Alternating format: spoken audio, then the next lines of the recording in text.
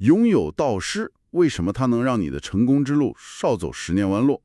嗯，这篇文章其实聊到了一个可能很多人都琢磨过的问题，就是在咱们学习啊、工作啊，或者自己干点什么事儿的路上，是不是真的有一个过来人带着？文章列了不少理由，还特别说了，道师跟老师、顾问那不是一回事。他好像想解释为啥有些人看起来好像没那么顶尖，但反而走得更快更稳。是的，没错。这篇文章啊，它那个核心观点，我觉得可以这么说：一个真正的导师，他的价值其实不在于教你多少理论，更重要的是他能根据自己，实实在在走过的路，还有踩过的那些坑。对，根据这些给你提供那种特别实用的指导，还有关键时候的支持，他们更像是经验和知识的传递者，不是简单的讲知识点。我们这次呢，就是想从这篇文章里帮你提炼出关于道师价值最核心的一些看法，还有找道师的一些思路，看看对你有没有点启发。好，那咱们就钻进去看看，文章到底怎么定义道师？有这么个道师，具体能带来什么不一样的东西？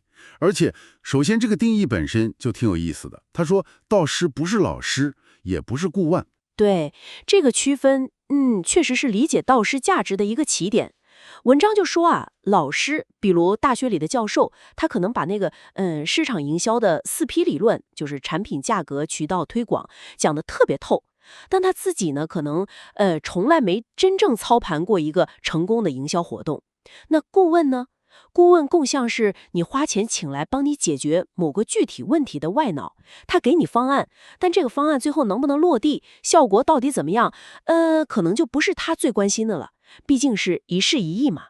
那文章里定义的导师是什么样的人呢？他说是那个走过你想走的路，还愿意拉你一把的人。我觉得这句话，特别精髓。就是说，他们有特别丰富的实战经验，可能理论讲不太好，但实际操作里哪些是关键点，哪些地方容易出错，甚至是一些不太好明说的潜规则，他们都门儿清。他们给你的建议啊，往往不是那种标准答案，而是带着他个人经历的特别有实践智慧的提醒和警告。这让我想起来了，文章里举了个例子，做餐饮的那个老周带徒弟小吴。老周自己开了15年面馆，他带小吴不是上来就教管理算账，而是让他去后厨，先从煮面开始。小吴当时肯定觉得煮面嘛，多简单啊。对，结果自己一上手，要么面太硬，要么就煮成一锅糊糊了。这时候老周那个反应就特别导师范儿，他没说小吴笨，而是分享自己经验。我当年啊，为了煮好这一碗面，每天煮20斤面，练了足足3个月才找到那个感觉。你这才第3天，急啥？你看这话里头既有耐心，也是把自己的实践经验递过去了。对，后来小吴自己开店，老周更是全程跟着，帮忙看地方、看房租，还把合作好多年的那种特别靠谱的供应商介绍给他。结果呢，小吴的店半年就赚钱了。你想想，很多新手开店半年可能还在亏房租呢，这差别就出来了。所以文章说，导师是带你，不是教你。这个带字儿，感觉里面东西很多呀。对，是全方位的支持，都是经验。这种带价值确实太大了。那我们接着看，文章还梳理了有导师的几大好处。第一个就挺厉害，说他们吃过的亏能让你少亏几十万。这话听着，有点像广告词儿，但它背后的道理是啥？道理就是经验值钱，特别是试错经验值钱。文章举了个例子，做跨境电商的小李，就是把国内东西卖到国外去那个。他看准了家居这个品类，挺好，然后一次性进了50万的货，发到亚马逊仓库。结果呢，就因为缺了一个必要的产品认证，货被当地海关给扣了。进不去也退不亏，最后亏了差不多60万，基本是血本无归。哇，这个代价也太大了。是啊，这就是没经验、信息不足的直接后果。后来呢，小李就认识了一位有10年跨境经验的导师老陈。老陈不仅跟他说了自己当年也因为认证问题亏过25万，更关键的是，他给了小李一份特别具体的单子，叫风险规避清单。比如上面写着，新产品一定要先小批量测试市场反应，必须找有清关能力的物流，产品认证至少提前3个月去办，等等等等。这些点你听着好像挺简单，但每一条都是老陈用真金白银砸出来的教训。结果小李后来再创业，就严格按这个单子来，半年就做起来了，开始盈利了。所以说，导师是拿自己过去的学费帮你现在的成功铺路，一下子可能就帮你省了几十万的试错钱。在现在这种变化快的市场里，省的不光是钱，还有时间，还有那个发展的机会。用过去的失败买未来的成功，这个思路挺好。那第二个好处呢？文章说导师能戳拓幻想，让你看到真实的世界，这一点好像也特别戳人。咱们自己干事儿的时候，确实容易，自我感觉太好。太对了，人嘛，都容易高估自己的想法，然后低估干起来有多难。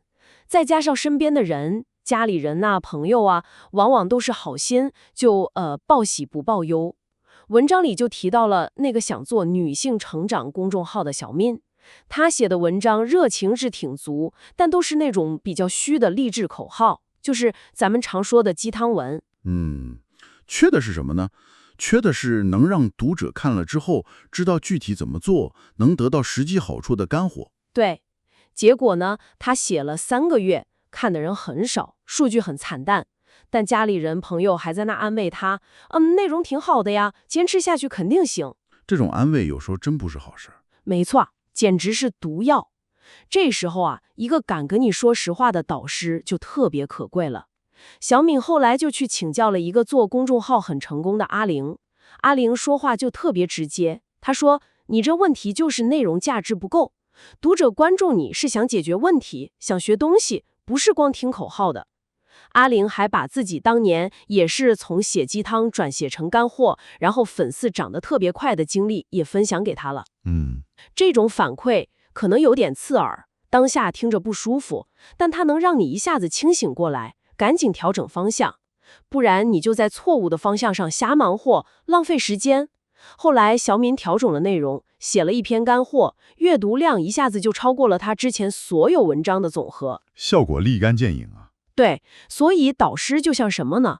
就像你在那儿埋头往前冲的时候，旁边有个人能及时把你拉住，告诉你，嘿，前面是墙，该拐弯了。确实需要这么个旁观者清。行，那除了帮你避坑认清现实，导师还能带来啥？文章还提到了人脉资源，说他们的人脉能帮你打开你永远够不到的门。这个在现实里好像作用特别大。是的，很多机会啊，真不是光靠你自己能力强就行的，人脉或者说信任网作用太关键了。文章里不是有个想做校园生鲜配送的小王吗？他有想法，计划书也写得挺好，自己跑了不少那个路演，就是找投资人拉投资的那种活动，但根本没人理他。为什么？投资人都不信一个没啥背景的学生能搞定校园里头那么复杂的内部关系。这确实是个大难题，学校这块。对，但是呢，他的导师老郑就不一样了。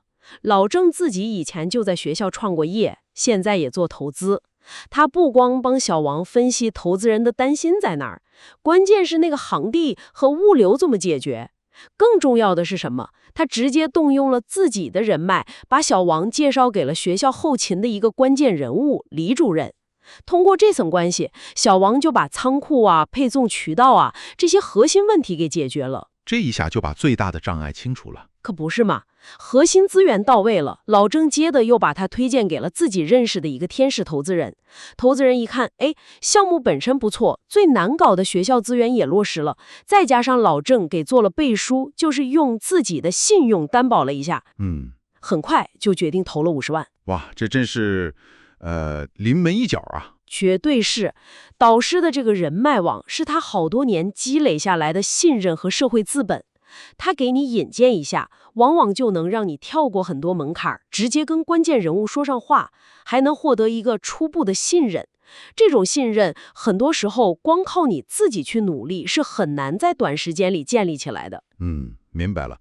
那接下来文章还用了一些数据，说导师能明显提高这个存活率和成功率，这听起来就很厉害了。具体怎么说的？文章提到啊，比如说咱们国内中小企业的平均寿命大概是2年半左右，这个数字可能每年有点变化，但总的来说不长。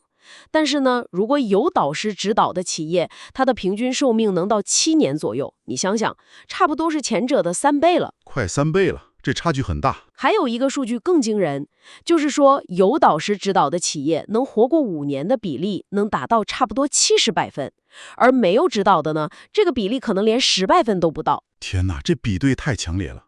那成功概率呢？比如赚钱这方面，也是类似。文章引用的一个调查说啊，有导师指导的创业者，他们实现盈利，比如说年利润达到10万以上，这个概率是没有导师指导的人的3倍。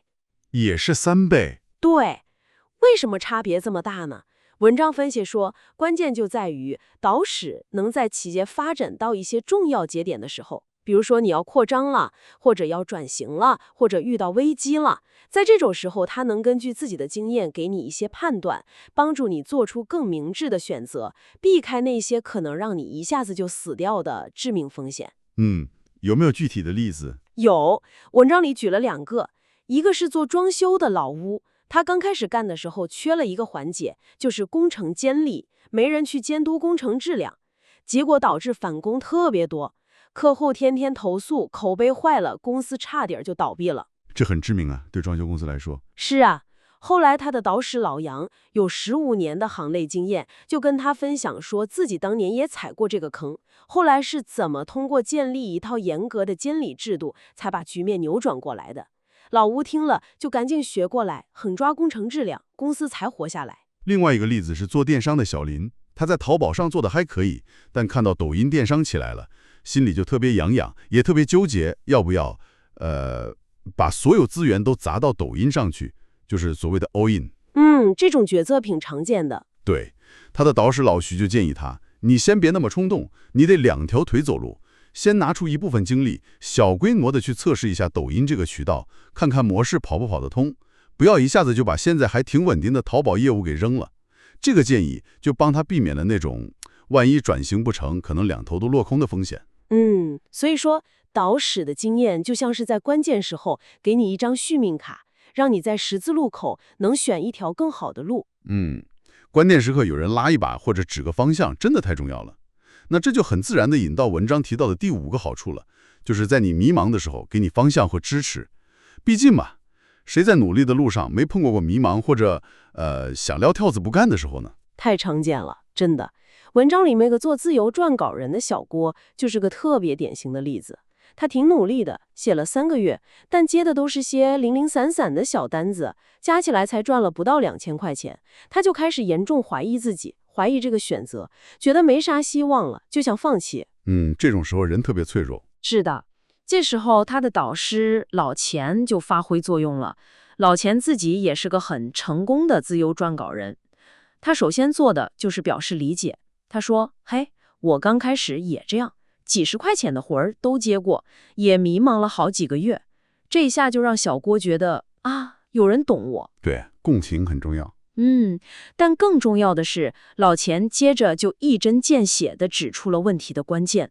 他说，不是你写的不好，是你那个客户定位有问题。老是接那种价值低的小单子，你既赚不到钱，也积累不了能拿出手的作品。然后他就建议小郭，你的调整方向去争取那些更有价值的契约客户。还给了他具体的操作建议，比如怎么包装你的作品集呀，怎么报价啊，甚至还给他介绍了2个潜在的客户。哇，这太到位了。对，这种基于实战经验的分析，还有具体的行动指导，就像给他点了一盏灯，帮小郭一下子就找到了突破口，走出了那个低谷。除了给方向，那个情感上的支持好像也很关键。文章里还提到了一个做软件开发的小廖，对，小廖被一个特别难搞的 bug， 就是程序错误，折磨了好几天，人都快崩溃了，身心俱疲。他跟家里人抱怨，家里人可能就是心疼，说：“哎呀，太累了，就别干了，换个安稳点的工作吧。”这种关心吧，虽然是好意，但解决不了问题，甚至可能让他更想放弃。是这样。但导师的反应就不一样了。对，他的导师老林也是个老程序员了，听到小廖在那儿倒苦水，第一反应是：兄弟，我太懂这种感觉了。当年我为了一个 bug 3天没睡觉，差点把键盘给砸了。你别急，你把具体情况跟我说说，我帮你看看，或者我认识这方面的牛人，帮你问问也行。这种我懂你的感觉就不一样。完全不一样。这种共情，还有他后来分享自己因为长期熬夜加班，身体搞出毛病的经验，提醒小廖要注意身体，这比简单的说一句加油啊要有力量得多。因为导师是真正经历过类似的痛苦和挣扎的，所以他们的理解和支持才显得那么真实，那么有力量。听了这么多导师的好处，你可能心里已经在想了，道理我都懂，这听起来太好了。可问题是，我去哪儿找这么好的导师呢？文章有没有给点实际的建议？这个问题特别实际，找到合适的导师确实是关键一步。文章就强调说啊，重点不是让你去追那些高高在上的名人大佬，那不现实，而是要找到那个适合你现在这个阶段的需求，并且在他自己要走的那条路上确实做出了结果的人，这个很重要。文章建议了4个步骤，我觉得还挺实在的，可以参考一下。那4步。第一步，他说是要清晰的认识你自己，这是基础。你得先搞清楚你具体想干嘛，你现在最缺的是什么，卡在哪儿了？是缺资源，还是缺经验，还是缺某个特别重要的技能？你短期内，比如未来1年想达到一个什么目标？举个例子啊，比如说你想做跨境电商，想卖母婴产品，你现在最头疼的是搞不定国外的物流和怎么做营销。你的目标是1年内每个月能赚到2万块钱，把这些都想清楚了，你才知道我需要找一个在跨境母婴这个领域有成功经验，而且特别懂海外物流和营销打法的导师，目标就明确了。先看清自己，然后呢？第二步呢是有策略的去找。文章建议啊，不用一开始就想得太远，先从你能够得着的圈子开始找，比如说行业的一些会议啊，线上的、线下的那种分享会啊，还有一些专业的培训课，这些都是认识同行的好地方。还有各种专业社群、微信群呐，这些线上的圈子里面也藏着很多高人。再就是你现在已经有的人脉，比如你挺佩服的领导、工作里认识的前辈，甚至是你关注的某个做得特别好的同行。文章里那个小吴不就是在餐饮峰会上主动跟老周搭话交流，才有了后来的师徒缘分吗？所以关键是你要主动一点，有意识的去接触那些可能是你目标导师的人。主动出击，找到可能的人选之后呢？第3步就是要做足功课，然后真诚的去请教。找到几个可能的人之后啊，千万别冒冒失失跑过去就问你能做我的导师吗？这太唐突了。文章说导师更愿意帮那些值得帮的，就是自己有准备有想法的人。所以啊，你得提前做功课，去研究一下对方的背景啊、经历啊，他做过什么事，发表过什么看法呀，了解他擅长什么，他的理念是什么。然后呢，准备好具体的问题去请教。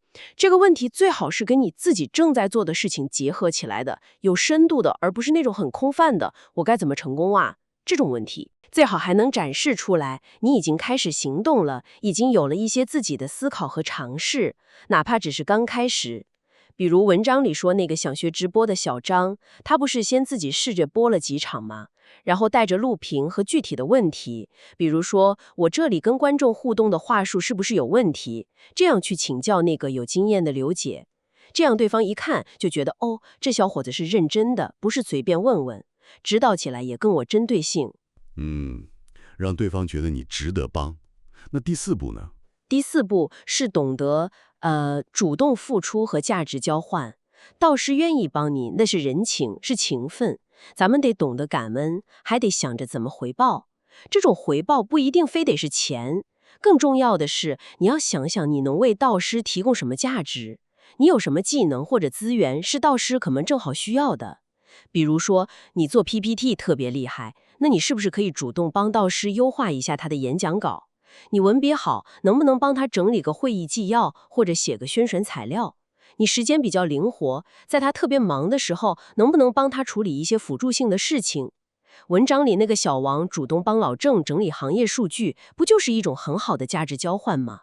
通过这种力所能及的付出，建立起更深的信任和连接，这种关系才能走得更长远、更稳固。这4步确实挺实在的。好了，关于这篇文章的核心内容，咱们聊得差不多了。总的来说啊，这个信息挺清楚的，就是说，在你奔向目标的路上，要是能找到一个合适的、有实战经验的导师，确实能帮你躲开好多坑，还能帮你连上关键的资源，让你更早的看清现实，调整打法。而且在你觉得难受、迷茫的时候，还能给你很有力的支持。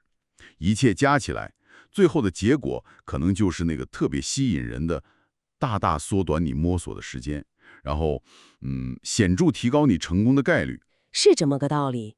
就像文章说的，道识可能不是以前我们想的那种成功人士的标配或者奢侈品。